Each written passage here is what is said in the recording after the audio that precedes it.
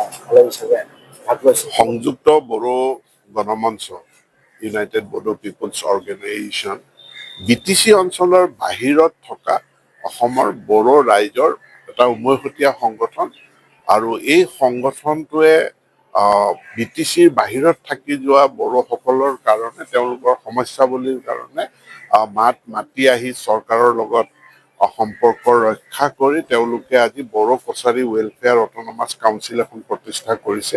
গতিকে ইউবিপিও এটা সফল সংগঠন। তেওঁলোকে যি আন্দোলন কৰিছিল তাৰ পৰিপ্ৰেক্ষিতত তেওঁলোক এটা সফল সংগঠন আৰু এই বড়ো ৱেলফেয়াৰ অট'নমাছ কাউন্সিল যি গঠন হ'ল এইটো তেখেতসকলৰে অৱদান।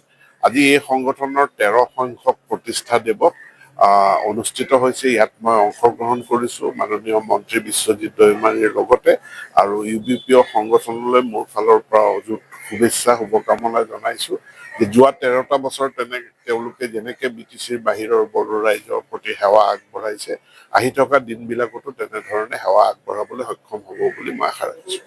বিকেট আগবঢ়াইছে এতিয়ালৈকে নিৰ্বাচন অনুষ্ঠিত কৰা হোৱা নাই, এই ক্ষেত্ৰত কি ইয়াৰ পূৰ্ণ প্ৰস্তুতি চলি আছে। তেওঁলোকৰ যিখন গাঁৱৰ তালিকা সেই গাঁৱৰ তালিকাখন একেবাৰে চূড়ান্ত পৰ্যায়ত আছে। তাৰমানে 98% হৈ গ'ল, বাকী 2% কাম বাকী আছে। 20 তাৰিখে আকৌ এটা আলোচনা আছে। এই ভিলেজখিনি নটিফাইড হৈ যোৱাৰ পাছতে ডিলিমিটেশ্যন কমিশ্যন ঘোষণা হ'ব আৰু ডিলিমিটেশ্যন কমিশ্যনে ডিলিমিটেশ্যনটো কৰি সম্পূৰ্ণ কৰি দিয়াৰ লগে লগে আমি নিৰ্বাচনী আয়োগক ৰাজ্যিক নিৰ্বাচনী আয়োগক ইলেকশ্যন অনুষ্ঠিত কৰিবলৈ আহ্বান জনাম। বড়ো মাধ্যমত এতিয়ালৈকে সমস্যা সমাধান হোৱা নাই বিটিচিৰ লগতে বিটিচিৰ বাহিৰত।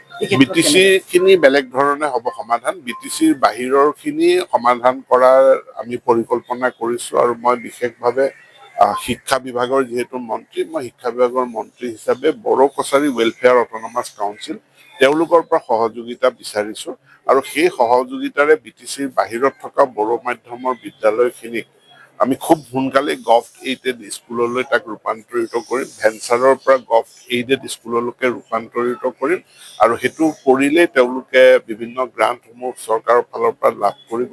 ইয়াক এটা সমাধানৰ ৰাস্তাত আমি লৈ যাম। ধন্যবাদ।